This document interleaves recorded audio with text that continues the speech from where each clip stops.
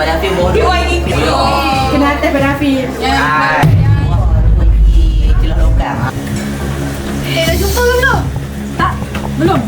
Tak. Aku nak korang cari budak tu sampai dapat. Cegat apa lagi? Carilah. Jomlah.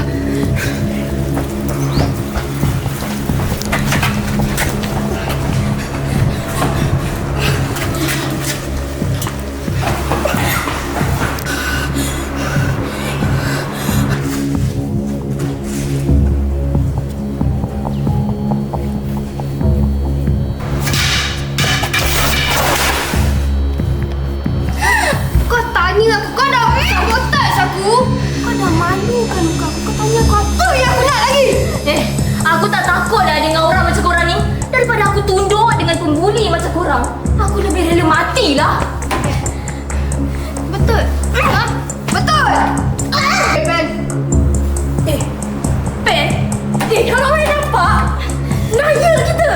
Kau diam boleh tak? Lepaslah!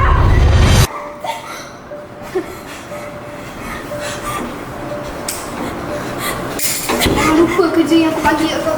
Ha? Ingat.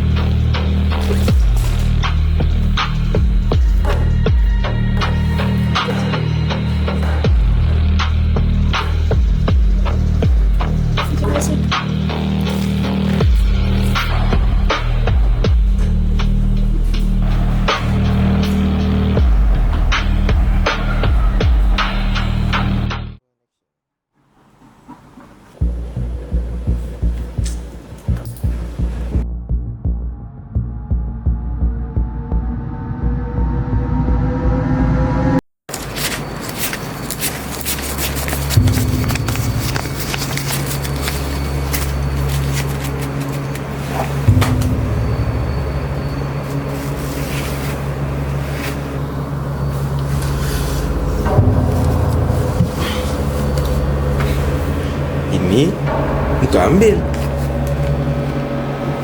Ini bahagi.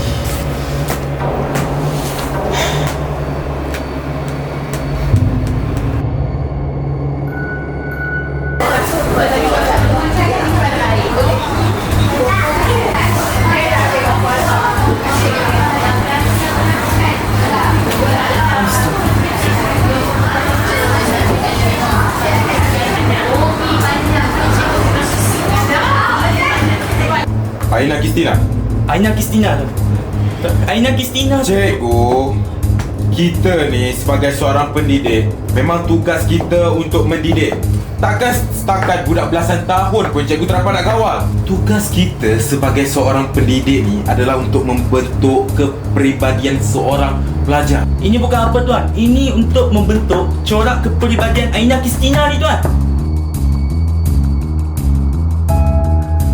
Nanti saya akan telefon ayah. Baik. Terima kasih tuan. Silakan.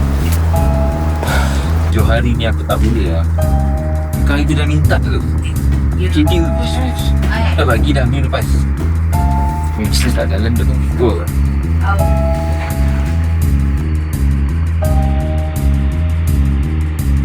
Jangan lupa bawa sampul macam biasa.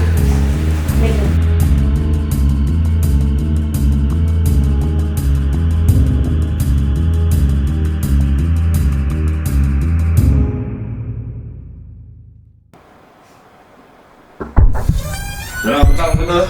Amin, senang kereta cepat. Baby, saya akan duduk.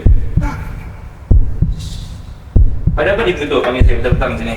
Saya dah tak ada masa banyak ni. Macam ni sebenarnya, baby. Aina ni, dia telah menggunakan kata-kata kesat kepada cikgu dia. Dan dia telah menghina guru-gurunya sendiri. Yang paling teruk, dia telah mengunggut rakan-rakannya sendiri untuk menyiapkan tugasannya. Saya tak nampak ada masalah pun kat sini. Baby, Sekarang ni saya nak minta jasa baik YB untuk tolong saya mendidik Aina dengan sebaik. Cik, betul. Saya pun dah tak ada masa sebenarnya. Dan saya pun dah tahu dah selamanya apa yang awak buat. Pandai-pandailah selesaikan. Okay, Amin, jom.